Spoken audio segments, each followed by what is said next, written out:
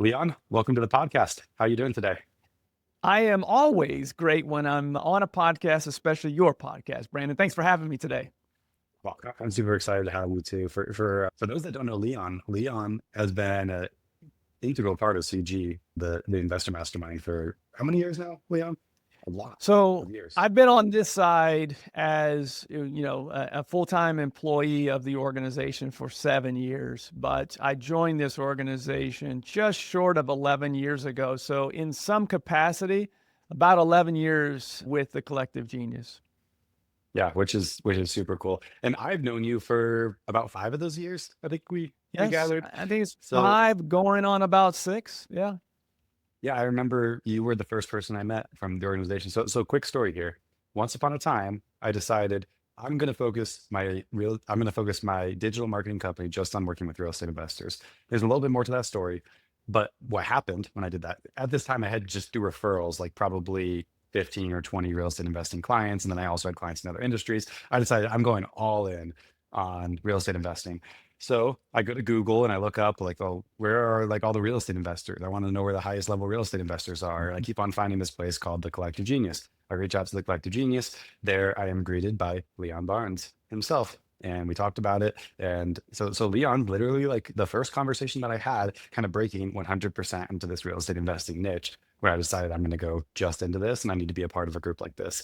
So it's cool, many years later to still be in touch, still seeing you at least every quarter at these different I've events and seen things. I've seen a lot of things change. Obviously, the market's changed, you've grown, the collective genius has grown. Back then, 5 years ago, it's crazy to think. Back then, I don't think we had started our second level yet at the time that you and I first talked, because I believe at the time we only still had like 3 or 4 employees. Like, this is how long ago, and I'm sure you have this story on your business as well, 5, 6 years ago, but we only had the premier group at the time. And I remember having a conversation about you. Hey, we're about to start, or we just started our select level and had leveled up our premier level.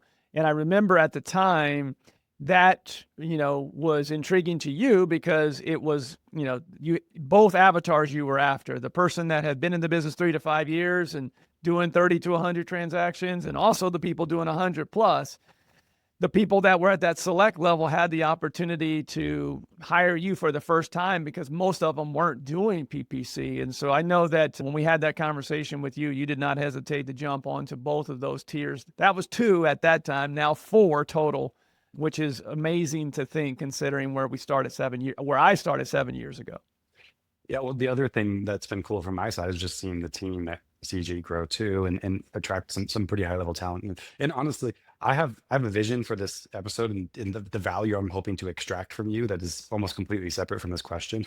But I have to ask every time I see someone like you, because I can tell you the space that a lot of entrepreneurs get stuck in is they think like all the people out there who are just really, really hard hitters, those people just are running their own business. Mm-hmm. And then all the people who are willing to work for me just aren't any good. Right? That's what a lot of people think. Like they just can't find like really high level talent, right? And one thing I've observed over CG over the years is actually its ability to develop, really high level talent. And that's, I think, the ultimate source of why it's become such a fantastic mastermind, right? And of course, it's like the members and everything that actually make it great, but that only happens because of the talent that's inside the organization. Anyways, all this to ask, when I see people like you, I'm like, Leon is evidence that there are incredibly high level people out there that are willing to work for you. Mm-hmm. Help me understand, Leon, though, why is it that you work with CG when you're someone of such a level that there are a lot of things that you could do? Why is it that you choose to work with CG? That is a fantastic question, Brandon. Not one that I get often. You have to have great leadership at the top that is willing to find out what the goals are of that high level individual, right? A lot of people are scared away by people that have their own personal goals, but would be interested in working for someone else. Here's the example of me, okay? I started in this industry working for somebody else in a COO seat. So, and I was the operations manager. I had spent 13 years in corporate America, and I was looking to make change. So this also relate to this question. I was looking to make change instead of on an aircraft carrier, which is what corporate is. It was really hard to make change and turn that ship. Well, I knew that if I could find a small, more mom and pop style of business, I could really make an impact because I knew how to hire, I knew how to build culture, I knew how to lead people, and I knew sales. And I was like, that will relate very well. And so coming off of that, I worked 5 years in that, and I just realized that I wanted more. I wanted to have my own opportunity. And, the great leaders want you to fulfill your own dreams as well. And so when Jason and I started talking about this role, actually we started talking about this role 8 years ago, I said, look, I'm not going to give up the business that I've started. So I have a rental portfolio, a property management company, and a home buying business that isn't at select and premier level, but it's still a business in which I buy and hold real estate in my home state of Kansas. I live in Tampa. I'm working full time for Collective Genius. But Jason allowed me that opportunity. He said, look, I know you can do both. I know you're capable of doing both of these. Obviously, if I ever saw that anything was affecting the Collective Genius, we would have to have a conversation, but nothing has ever affected it. When I started, we had 117 members. Now we're over 500. So I think I was doing okay while also running my business. So the answer to your question is, he allowed me to still want to reach my goals while working under the umbrella of the Collective Genius. And that I'm so thankful that he gave me that opportunity. And I'm sure he's pretty thankful at this point as well, because we've built something pretty special together. Yeah. Yeah. I love that, Leon. That's super interesting. So if you ever find yourself thinking, I can't find high enough level people, just know they're out there. Leon's evidence that they're out there. They don't want to work for you. Right? So maybe you should look at yourself, figure out how to change so you can find the way to attract these kinds of people. But it's interesting what you just noted, because actually many of the most successful people on my team own businesses on the side. So what I found is a lot of people do want to run businesses on the side. And it's interesting, like I don't know how you approach it, because I think a lot of companies, they approach it from the standpoint of, well, how many hours are you going to give to each thing? The way I've always viewed it, though, is it depends on that person's individual capacity. Like, this is kind of our philosophy, is like for how we manage employees in general, which is like, when I hire you, what I want is, in the morning when you're taking a shower, I want you to be thinking about how to make this company better. Mm-hmm. Like, that's what I'm buying from you. I'm buying the fact that at night you're going to get good sleep so that you can show up to work the next day, right? I'm not like buying like 8 hours a day from you necessarily. I'm buying your whole being. Just like that, when you have a doctor's appointment in the middle of the day, like, go to your doctor's appointment. And when you want to leave early one day, if your stuff's done, like, you leave early one day when your stuff's done, right? Because what I really care about is that, like, your heart's in it and you're trying to build this thing. And I think you can do that and run a business on the side at the same time, as long as you approach it with the right mindset, right? Of course, if your whole goal was build the business on the side, what I always try to avoid, like in job interviews, is when you can talk to someone, you can tell that, like, they're only taking the job because they need a way to supplement their income. That's right. Because their business isn't where they want it to be. That's the red flag. But for a lot of people, they don't want the business to be like their main thing. They want the W-2 to be their main thing, and the business to exist on the side. That's why your point is so valid we're not unicorns. People that, start businesses are a very small percentage, at least those that are successful.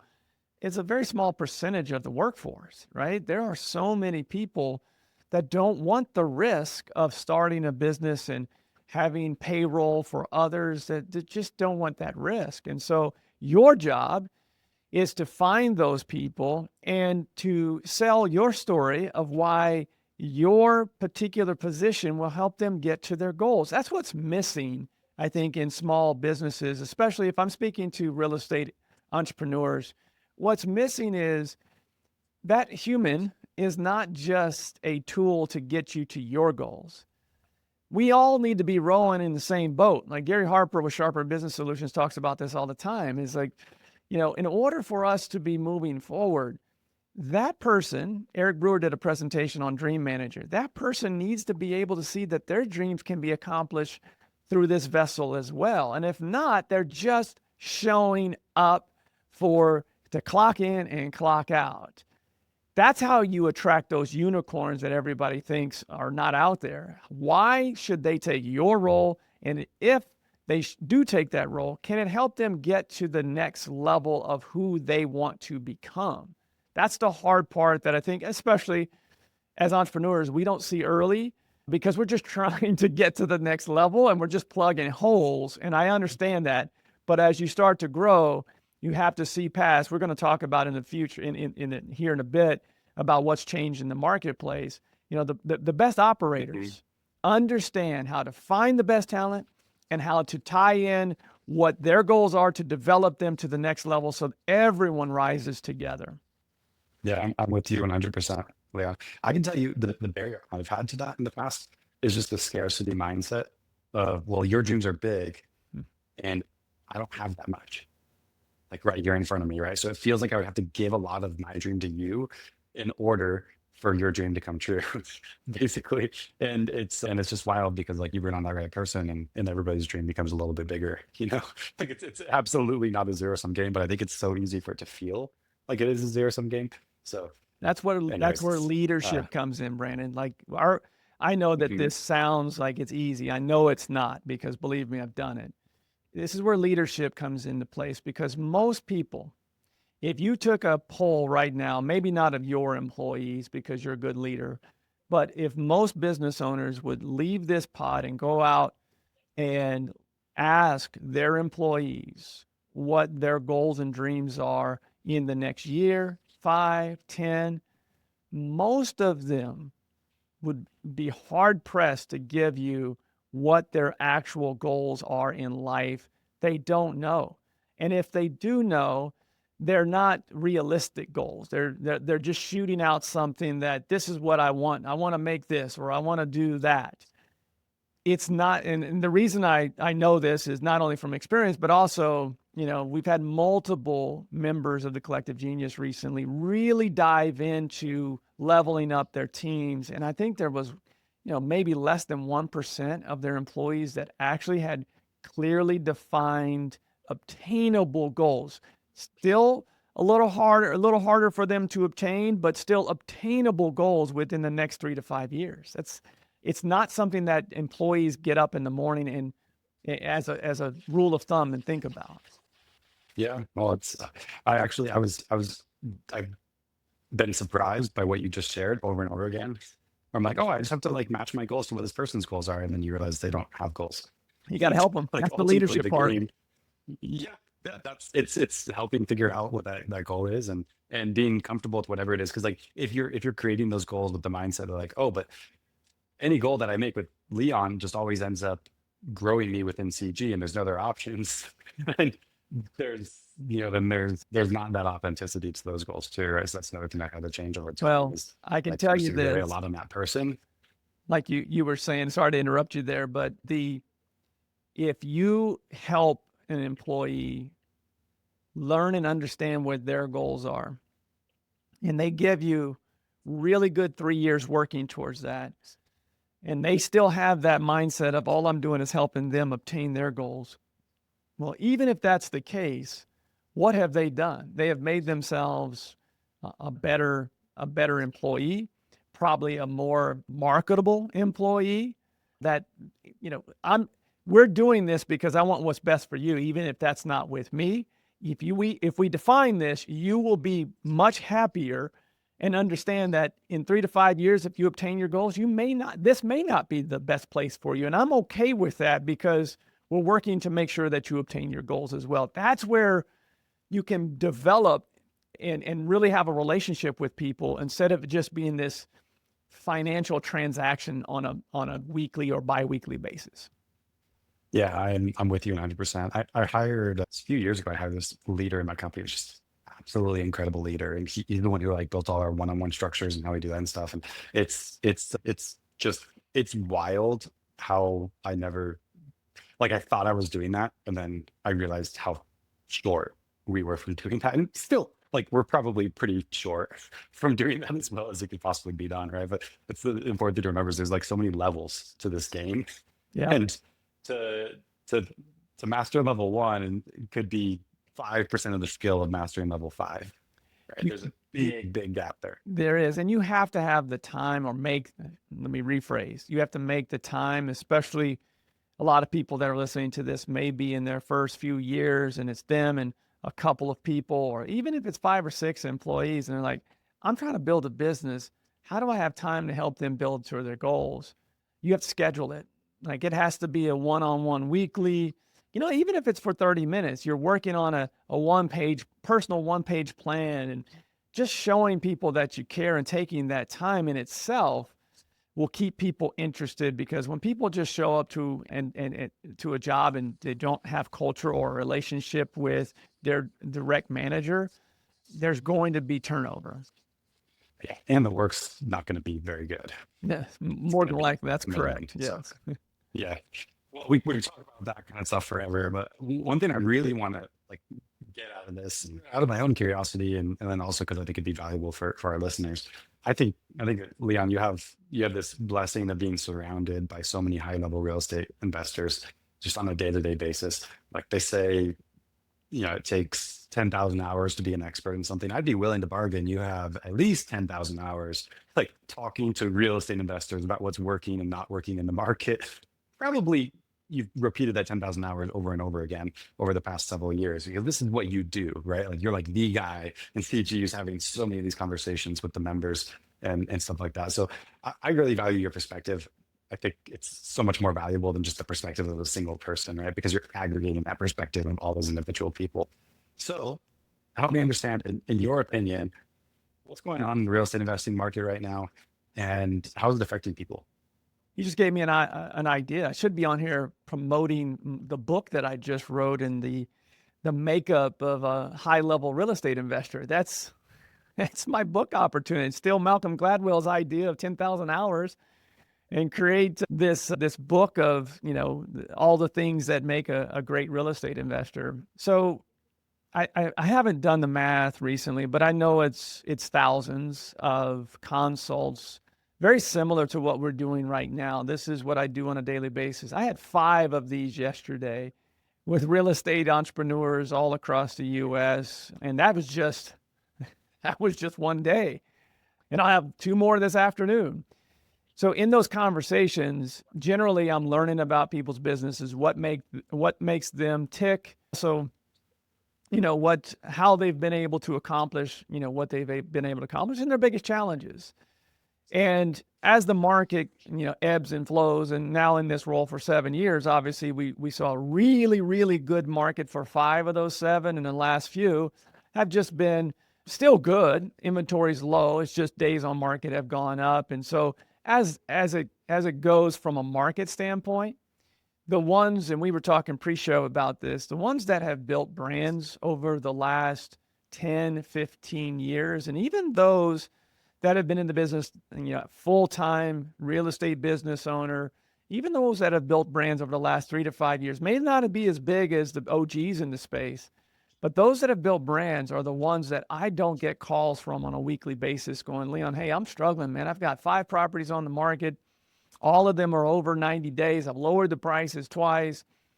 I'm not getting those calls from them. And there's 2 different reasons. Number one, they've built an unbelievable brand that they get the first opportunities. It's like with you, like they are number 1 on every search because they have invested with you to make sure that every single keyword search and geo modifier, they show up number 1 or in the top 3 search. So they get first shot at the opportunities where you may never even have an opportunity if you're not branded, because they've already put that house under contract. And the second piece of that, they have over the years, going back to where we started this conversation, they have built great teams with great process that understand that they have to answer the phones and they have to have great customer service, and speed to lead has to be impeccable. And they're always working on making sure that team and all the automations are firing on all cylinders across the board. So as you ask me about the market, I know it's easy for me just to say the market doesn't matter when you have that type of operation, but the reality is that's the case. Some of our highest level real estate investors are having their best years in a year where a lot of people are struggling. Why is that? Because the market doesn't matter. There's always going to be people that need to sell their homes, Brandon, in any market, right?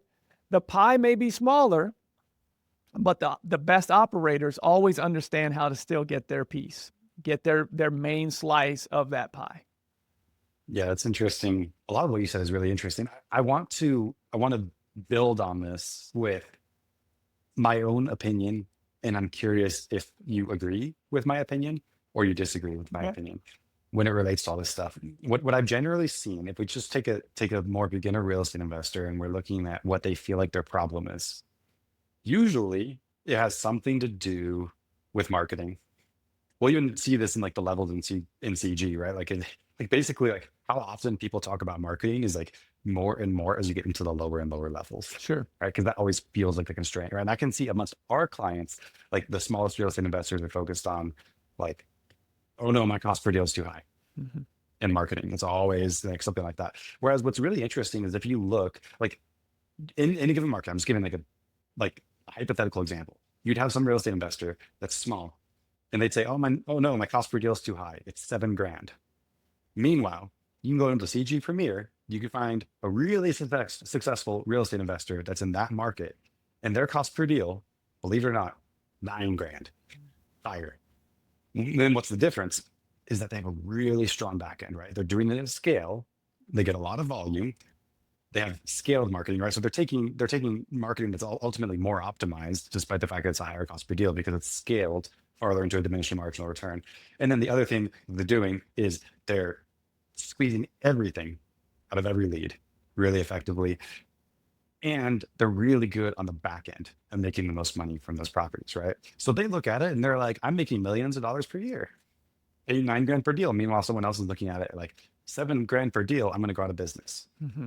And it's really interesting. It's just a pattern that's kind of seen across a lot of industries, just as it relates to marketing specifically, is that a lot of the companies that win aren't necessarily the ones that get the marketing the most efficient, although that's an aspect of it. They're the ones that build the business model that makes perfectly efficient marketing not the constraint to being successful as a business. They make it so that they can succeed despite the fact that sometimes those things are inefficient. I'm curious, do you agree or disagree? And feel free to disagree, by the way. No, because I can't disagree because I've lived this life before real estate. You know that prior to me getting into real estate, I was an advertising salesperson as well as advertising sales manager. And way before, Google PPC was a thing, the phone book was Google, right? And so at the end of my career in advertising, I was selling both print ads as well as SEO and PPC. And in selling those, the toughest business owners I dealt with were always my smallest advertisers.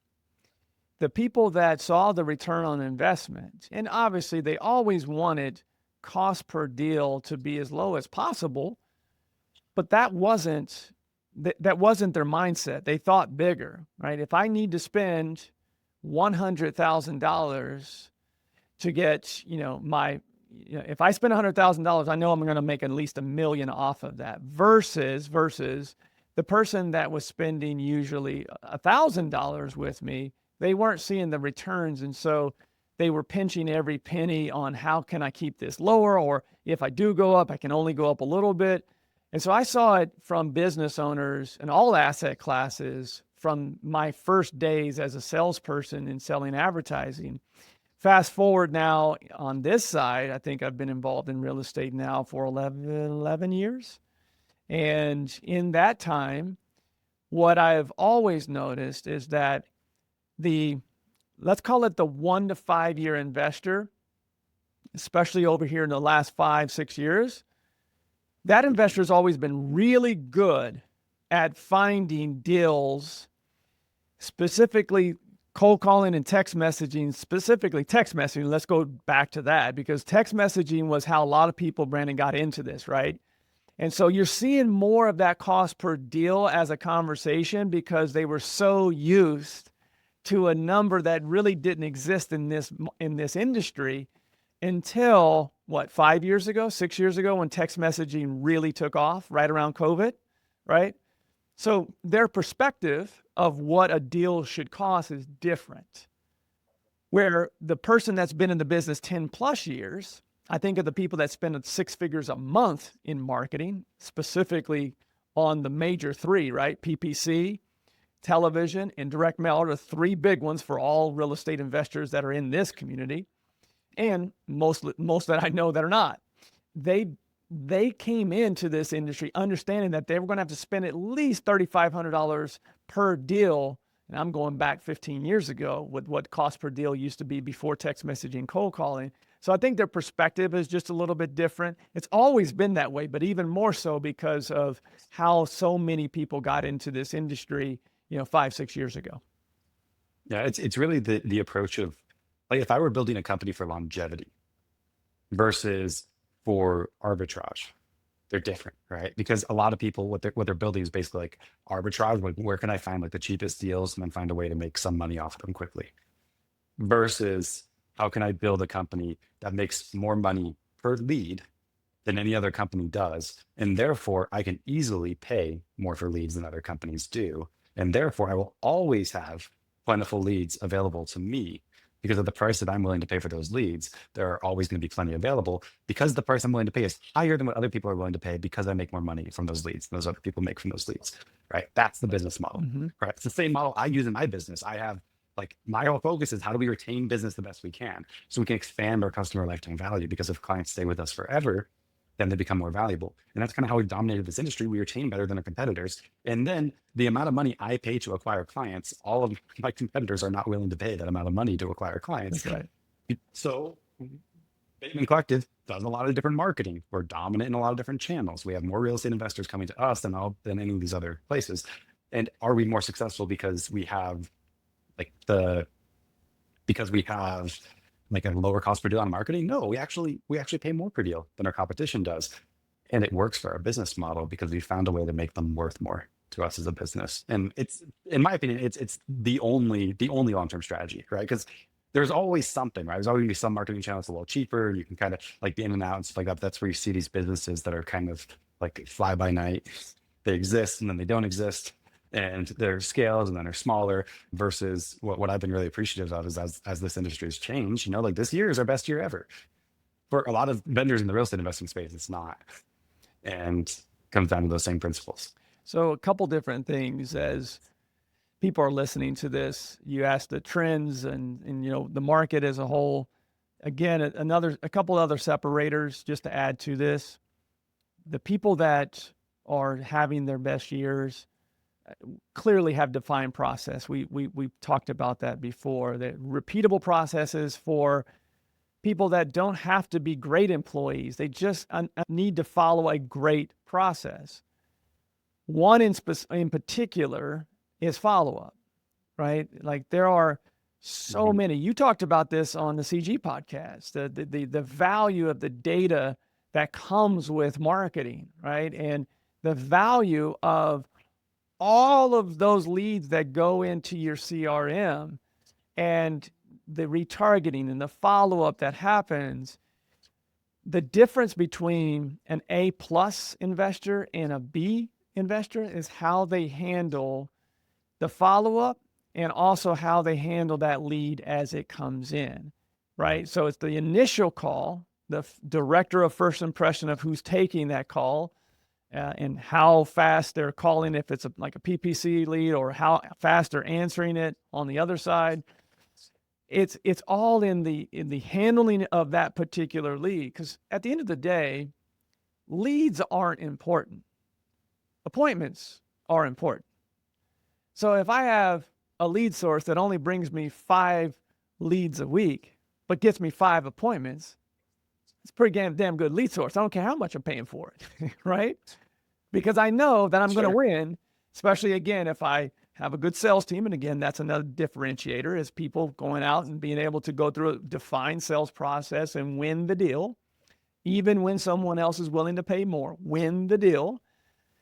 The pieces that people miss the most is what you talked about on the CG podcast, is that part of all the information that you obtain when marketing and what you do with that. Because not everyone is, even though it could be a net lead, someone that raises their hand and say, I need to sell my home. It just may not be now. What happens to that lead after that? That's a big differentiator between the haves and the have-nots in this marketplace. I 100% agree with you. And I want to lean into your point on process a little bit. And I'll actually talk about a specific investor. I haven't asked them if I can share their name, so I won't, but you and I both know this person. And this is somebody who's a great member of CG, has been a member of CG for a while. And if you looked at his business and acquisition system like many, many years ago, it relied on having like unicorn salespeople. Hmm. That was the strategy. It's like we just hire really good people in acquisitions, right? And what that brought was a lot of instability because if that person left for whatever reason, then the business would tank, right? And there's always like just a couple of them, right? And then they moved more towards towards the direction of having a really really solid process, having more acquisitions managers, right? And you get to a point. It's interesting, like if you just continue to develop like this, like I feel like I'm at a point in my business where I could practically pull someone off a street and have them be really good in certain roles in my business because you have like the ability to develop that talent the way you want to. And then if you combine that with bringing in really good people, then it gets really great, right? But anyways, he moved a lot more towards having like the right processes for developing sales talent, the right trainings, happening really consistently, probably more consistently than most people would assume, like on a daily level, sometimes multiple times daily, and having those salespeople not manage quite as many leads to make sure that they're doing the best quality on an individual lead basis and all that stuff. And then you turn it into like actually a really stable and consistently strong closing sales team over a period of time. It's the difference. Like, could you be really successful as an investor if all you have is just like a couple acquisitions managers that are just unicorns that close extremely well and find a way to get it done?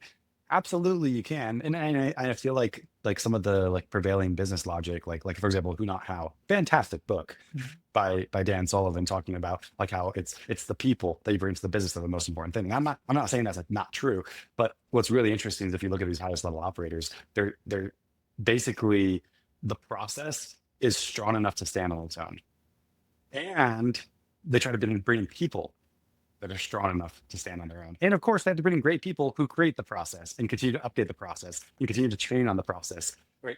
So it still comes down to people, but it's interesting just like the shift in mindset there from like we will create a business engine so powerful that it can deal with the fact that we don't have unicorns in our specific roles versus the idea of just hiring unicorns. I think it's so smart. I agree 100% with it. And I think that this is probably the first time I've said this on a podcast. But the secret sauce of a community like ours, the culture of collective genius, 500 plus real estate entrepreneurs across the United States, is the culture that we built of giving. Well, if we dive a little bit deeper into that, is this intentional connection that we create. And if you truly want to take full advantage of it, it's not necessarily what's your hiring process, because that is something that is important. But if you truly want to gain the full value as a member, it's asking to go to someone else's office to see their blueprints towards success. Success leaves breadcrumbs, right? When I see someone leave someone else's office, like for instance, one of our CG Select members recently spent a week at Eric Brewer's office in Pennsylvania. Now, that's probably a long time, from maybe a couple days too long, but he was dead set on going, I need to understand the process because I can plug and play. All I need is the blueprints. I can build a house, right? That's the secret connection that I think most people miss when they come into a community is I can find good people, but I don't need to find great people if I have great process. And for those that are listening to this, there's a lot. I say this all the time. There are so many buzzwords in real estate investing. It's scaling and it's process and it's systems. And it's just to define it, it's going to someone's office and say, hey, when a lead comes in, what is your from phone call to close of signing a contract? Let's just stop there. What is the sales process? What's the first step? What's the second step? What's the third step? And make sure that you have everything on your checklist, your process, that they have, because I promise you're missing some things, and you may do some things better than they do. But that is the true genius of the collective genius. When you walk out and you say, I know that my process of from lead to contract is just as good and the exact same as someone doing 400 deals and I'm doing 40. If I just continue to get better at that process and put people in there and train them up on that process, then I too should be able to do the same type of volume, at least from a closing standpoint, as someone that I've seen it, because they're human and so am I. That is the genius.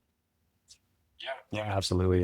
And I will say before I forget to say something like this, that CG is, in my opinion, one of the better, actually, it's the best like group of real estate entrepreneurs for this type of thing.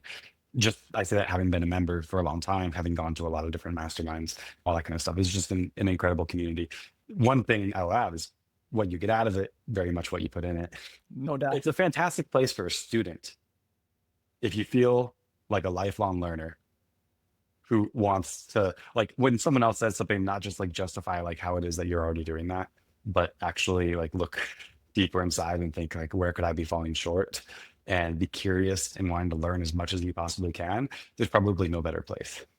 There's also probably, if you're not that person, no better place to get kicked out of. So If you want to tell somebody how great you are and not want to learn, yes, we're not a fit. which I will actually say, like, this is actually something I wildly respect about CG, and maybe you can speak to like how you do and stuff. But in my opinion, the difference between CG and the other masterminds in the space, and again, this is just another like metaphor for lots of different companies, is CG is willing to turn away from money to build ultimately the culture that they're wanting to build. Right? You will find in CG, I guarantee you guys have kicked more people out of CG than any other mastermind that I'm aware of. Can I Even give if that you person's willing to pay the money. can I give you that the next level of that? And to clarify to everyone out there, we're not looking to kick anybody out. I know. But there is a culture that's been defined, and defined culture is not net, it comes from top down, but who sustains the culture are the people within the group. And so we technically don't kick anybody out. The group does. And why I say that is anytime someone that comes in that may just not be a culture fit, and I'm not saying anything bad about them because there's groups for that type of personality. And if that's, we're not a fit for everyone. We understand that. What I'm most proud of is that anytime, it's like the body with a germ in it. The body sneezes to get that germ out, right? I feel like that's our CG that's our CG culture. We had something like this a year ago, and it must have been 12. I know it was more than 10 members came up to me before lunchtime on day one and says, "Hey, who's the new guy?"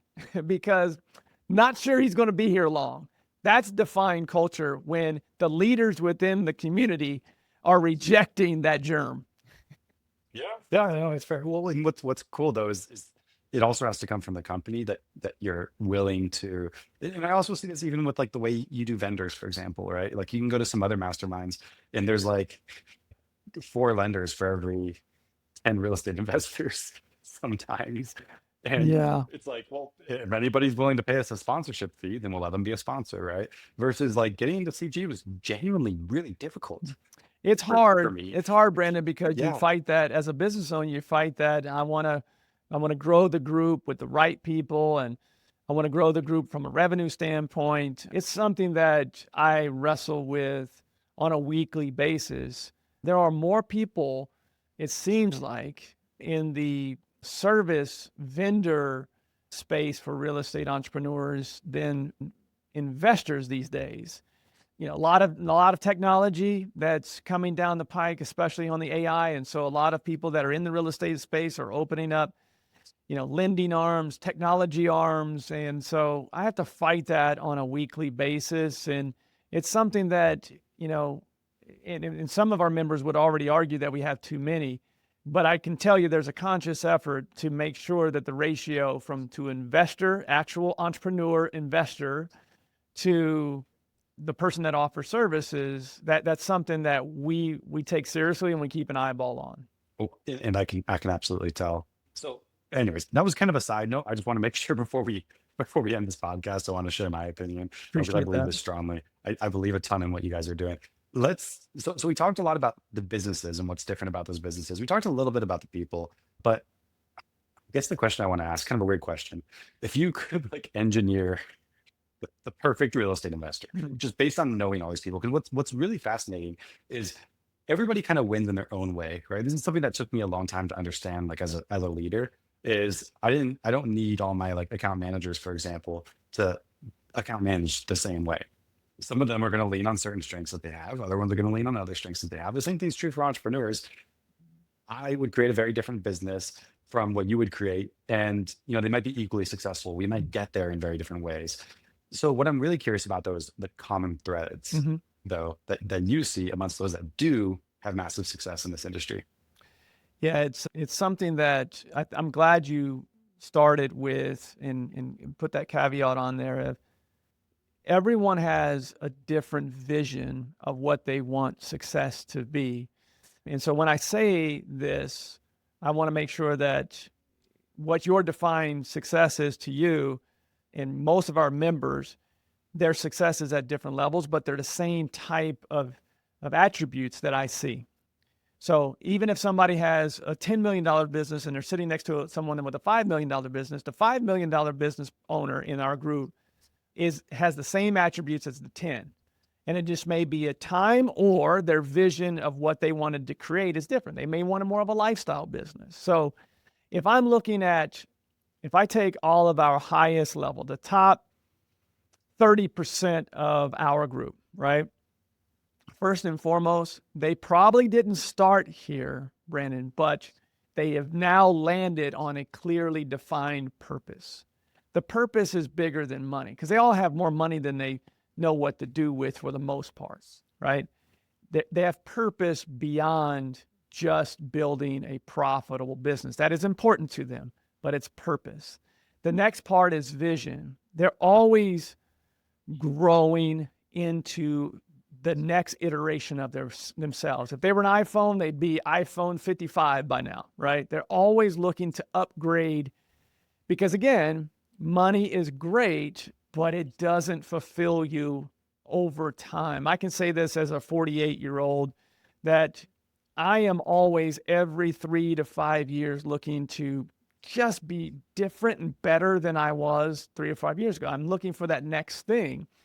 And I think that's a very common trait of our top 30% and probably even our top 50%. They're looking to continue to grow. And that doesn't mean into new asset classes. That doesn't mean anything other than, or new markets. That just means better, right? Better and have a clearly defined vision and purpose the vision to get to their ultimate purpose.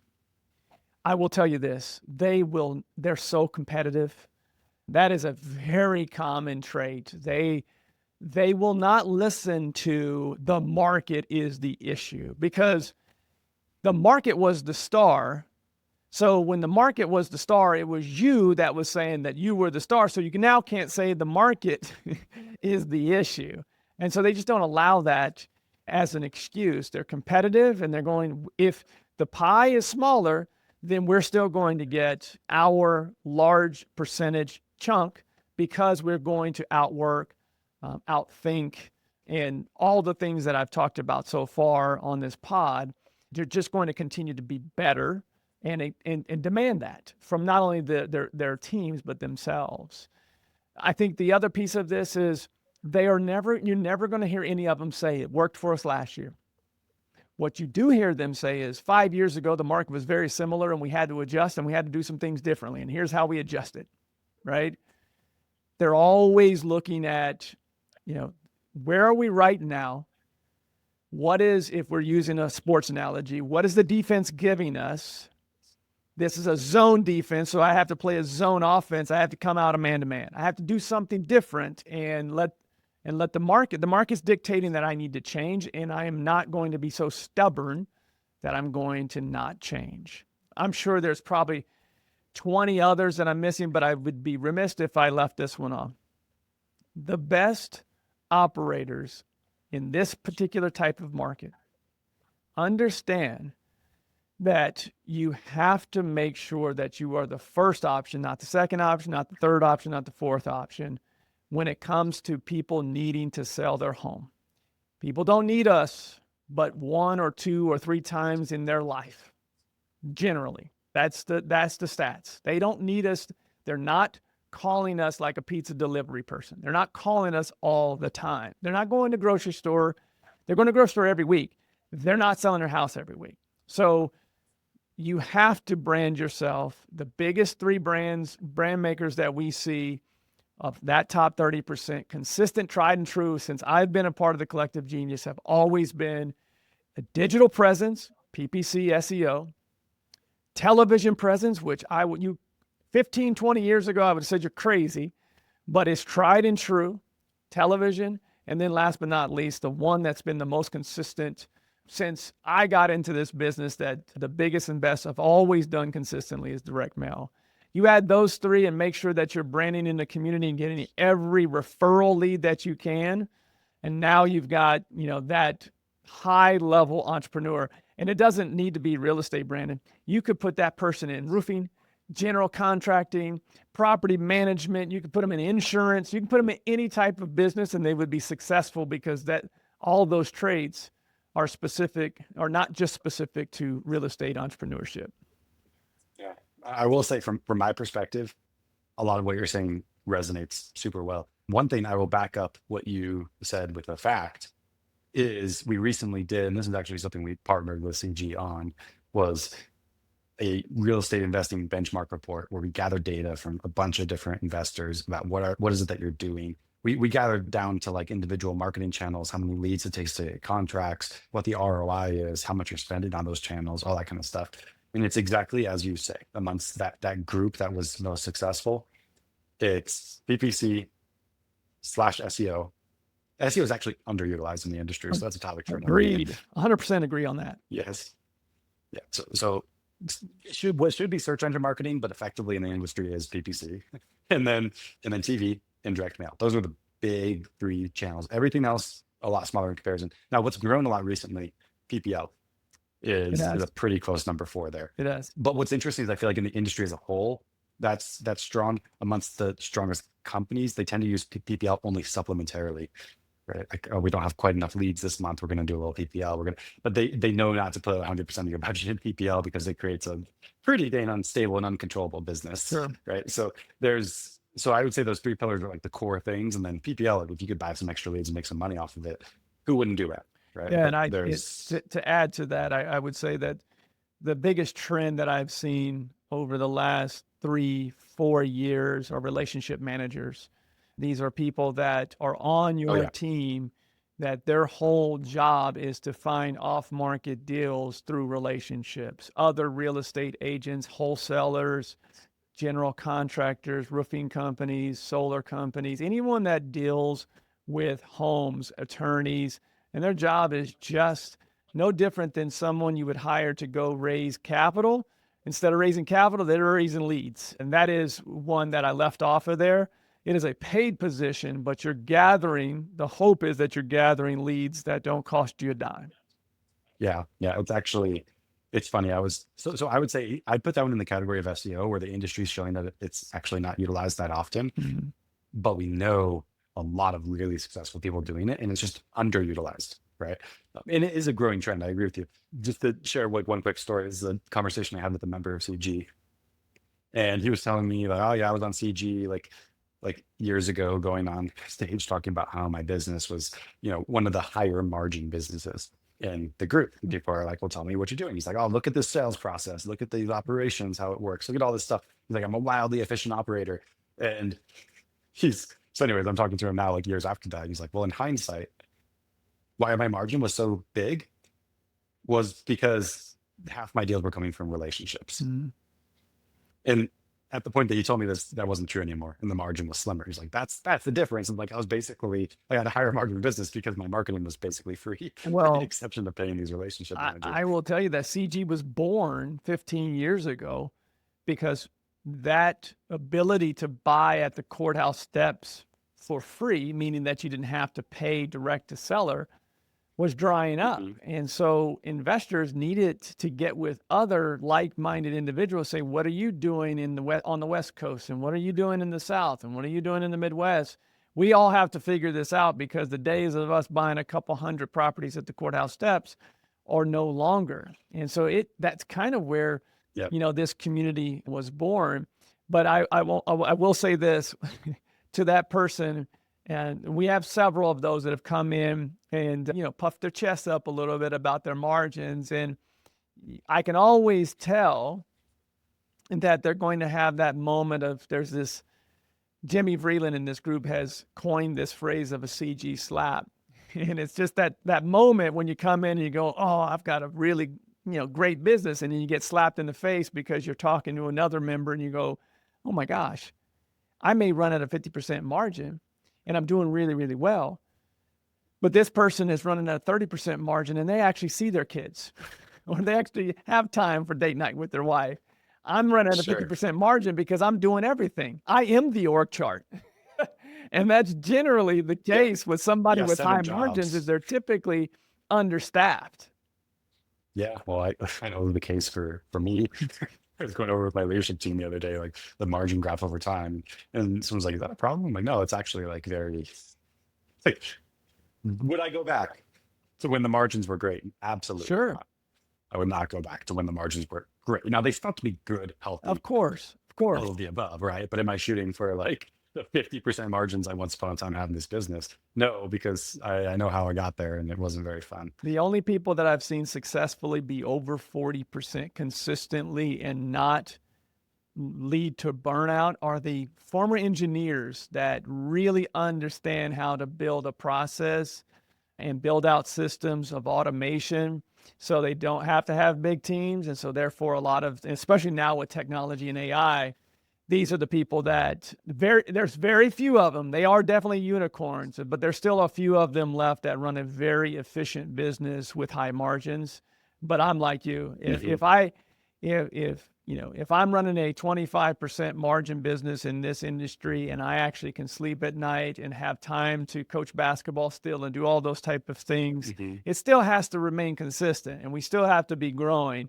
But I don't need it at 50 for me to be at the office or in houses all the time. Mhm. Yeah, no, I agree 100%. Well, thank you for taking the time today to come on the podcast, Leon. I feel Appreciate like you I've learned a having me, ton from Brandon. you. This has been awesome. We should do this more often. I feel like there's so many more topics we could get to. Yes, this could be. We should have done like a Steve Chang style, like 2.5 hour podcast. Unfortunately, we didn't plan for that. So I will say though, so much of what Leon's sharing here, it's all part of the CG community. So like, I encourage you, if you're not in a group like that, you should. It's a fantastic investment.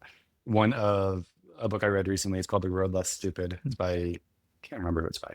One of the chapters is called "The CEO Must Never Delegate," and it has a list of things that you cannot delegate as CEO of your company.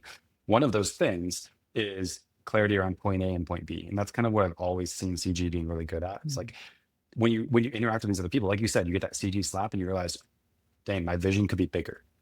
I didn't realize that I could be doing things on this level that these other people are doing. And then also clarity around point A, where you are now. You might think that your operations are really good. You might think your sales process is really good, whatever. And then when you see other people and you see what they're doing, you realize like where you are contextually. Is it true that we're really good at those things? Or is it true that we have room to improve in those things? And you'll probably find some of each. And just that clarity around like where you are and where you could go as a company, one of the best things you could possibly do. And the best way to do that is honestly just clarity comes through comparison. You just have to be around a lot of other people who are doing really similar things. So I absolutely love the CG community. What's the best way if somebody wants to reach out to CG, Appreciate Leon, to you. get a hold of you, Yeah, appreciate or you asking it. The anyone on easiest your way is we also have a podcast that features our members like yourself. So if you want to know, some of the secret sauce, we give a lot of that away on the podcast. So you can find that at thecgpodcast.com. But the easiest way to find out about all of our communities, application process, and all that is at explorecg.com. So that's the website where they'll tell them, here's your business. This is the level you would qualify for. And there's a bunch of testimonials on there and all of that. You get to learn about the community. That's a great website to go to, explorecg.com. All right. Amazing. Thank you for your time, Leon. Appreciate you And for everybody having me, listening, I Brandon. encourage you to check that out. Yep. And for everybody listening, I will see you next week.